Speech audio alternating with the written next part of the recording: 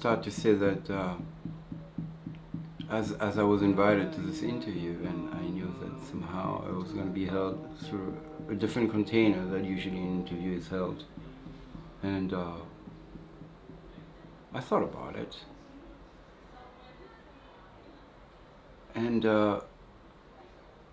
you know what inspired and has inspired the most in me in my practice as someone who carries different lineages and different types of medicine or altars or tradition. The music is really a part of an expression, the prayers, the mantras, the forces by which the altar is rooted in a lineage, and human being just the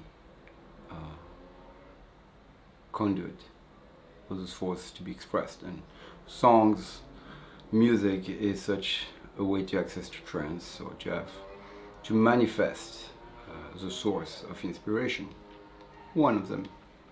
And so, you know, it's been almost 30 years, 27 years that I'm in practice with plant medicine work and Native American, Indian, different traditions. As a Westerner, what has been interesting in my process is, you know, in my teenage, I was kind of awakened into the concept of energy and relationship with energy, and really feeling a pull and a felt sense of that reality, but didn't have really a cultural context to place it and find education around it or guidance. And so also it tapped into a whole imaginary self, you know, and what is, you know, folklore and what was part of our maybe medieval kind of relationship to earth, where it seems that way back in the days there was a reality where our ancestors somehow had access to something energetical, animistic, related to nature. And as I dove into the reality of the Amazonian world and its cosmovision and practiced and embodied, because it's really an embodiment, that reality from imagination became an embodied reality. And so in a way I felt for the interviews that just express the medicine through songs, it's just part of one. You can't really separate it. You just become who you are, what you are. And so it was a way for me to introduce myself.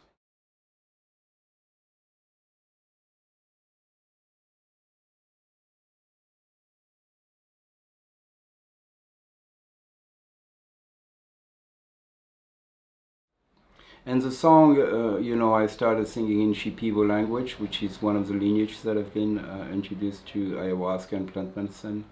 And mostly three indigenous tribes of the northeast of Peru, the Aguaruna or Aguarun, which also work with ayahuasca, but they call it yahe.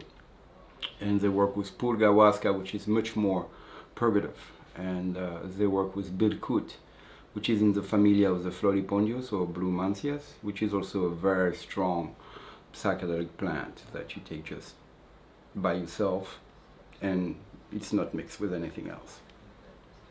And that plant in particular doesn't consist in journey, but it consists of coming back to reality, because the journey is so strong that you actually fall asleep and wake up in a different reality. So then you have to come back at some point.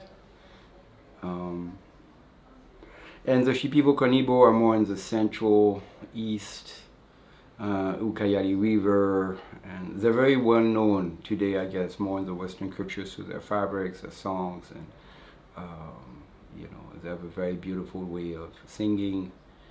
And what's very fascinating for me in the practice of ayahuasca from this culture and for this particular the Shipibo tribe is that the practitioner develops a skill to take the medicine, ayahuasca, but it could be also other kind of medicine, and then through the influence of the medicine, what I call the drunkenness, not the trance, but you just kind of altered and like super aware somehow, and through experience, you build the capacity to actually diagnose. So you have access to data, and you have also the capacity to communicate, interface, transcend, bring in. So you have super extension of your capacity, you know, some sort of antennas, some sort of tentaculars of energy grows out of you. And because the exercise of training goes through long periods of isolation in the jungle where you take all sorts of barks, roots, leaves, and plants, and fasting or eating very particular food with no human contact, no salt, no sugar, and also preserving the sexual energy, you kind of becoming the medicine. It's an embodiment. So the internal energy of your internal clock then matches the external environment by which this medicine live in, you know, and in which this medicine are. And so you can kind of connect. So it's a body work somehow. You know, we think of shamanism something of a spiritual, but that's to land in the body.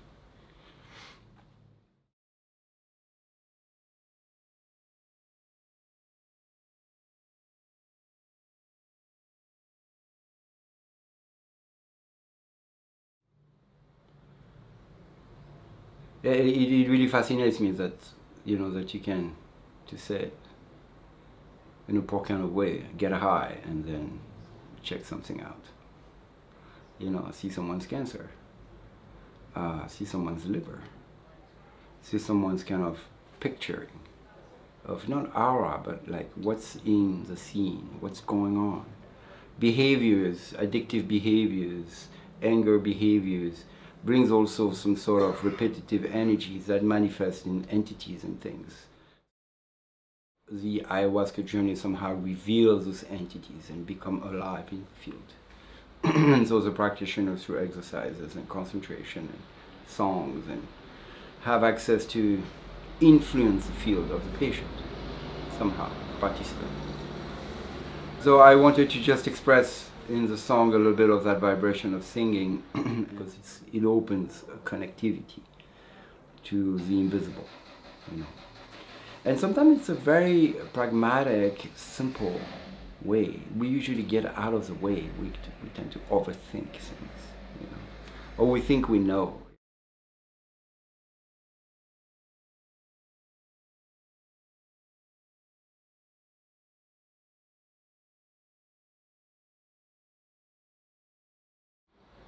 So drum is more an added to my Native American Indian days, if I may say.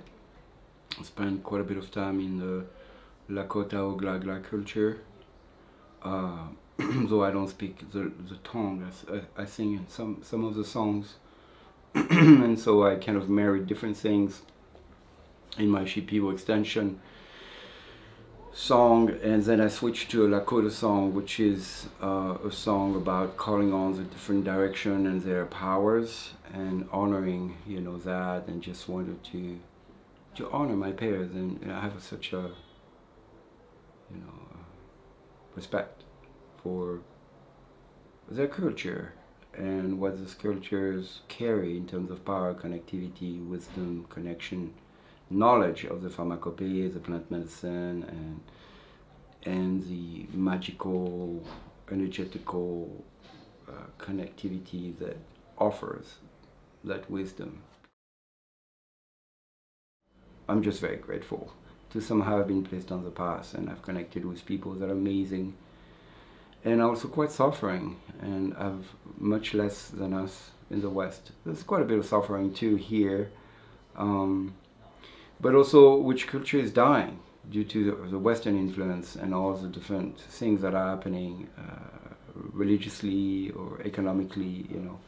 The youth is attracted by another pool than necessarily the wisdom of their peers, their elders.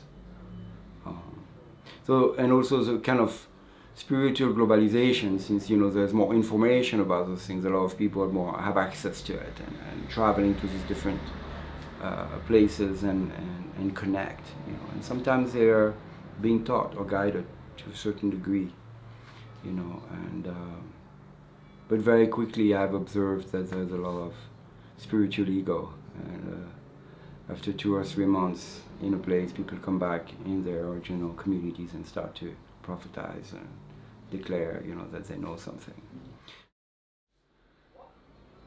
which is a bit the sickness of the time today. You know, there's this whole emergence of the neo-shamanistic arts, and everybody's a shaman today. So it's a sickness, you know, in our time. This entitlement of wisdom, you know, self-declaration that I know, and I don't know much myself. It's not for everyone to learn to become a practitioner in the art of healing with certain things. To become eventually a helper, or to be aware or sink into the culture, but it takes years and years. It took me about 15 years to really ground myself in the practice of plant medicine. And I know very little in comparison of, you know, some of the elders that I know. Incredible capacity, and not only know one thing, but the whole system and the interrelation and the language and the animal relation, and which is, it takes time. But I think, you know, we are in the time of merging, and it's something that I'm really contemplating without knowing really what to do about. You know, is it that we have to preserve, I mean, I feel it is important to try to save and preserve as much the culture of origin and its authenticity. And like I said, there is always a sense of evolution in it. And at the same time, as we have access to the sculpture and inserting them into our communities and environment, and you know, bring that home, what can we use? What can we do? You know, and I think the ritual of water is very good. You know, it's very simple. But I, for example, myself, I mix it somehow with a meditation, which is not necessarily a shamanistic Amazonian or plant medicine. You know, they don't meditate there. They don't have a relationship with meditation in terms of, they have a relationship with concentration. They have a relationship with communication. They have a relationship with, you know, communication and intercommunication, you know, and psychic communication. Felt, you know, communication. But meditation for us in the West would, I think, are very much rooted in the mind, allows kind of the noise to quiet down. So then the bandwidth can tune in something different. And from that place of quietness, when we engage in ritual from that place, then we can maybe sense what's happening around, what's here, and look into around from a more centered perspective.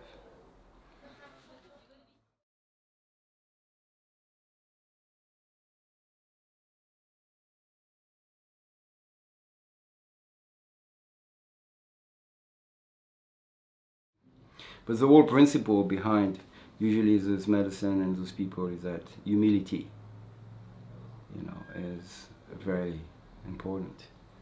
And reciprocity. Usually you always make an offering, give something before you take, you know, honoring life. Like I try to express in the song, we all come from water. And we're made of water. Our body is 70% of water. This planet is kind of 70% of water. And we all come from a female, you know, our mothers. And that carries the water as a baby. And so we respect the feminine in the sense that woman has this incredible gift of life giving. And we have to support and protect that, protect the water. But without water, there's no life, you know.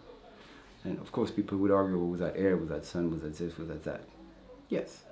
But in the water, evolution also has been scientifically proven that evolved and somehow took us to where we are today.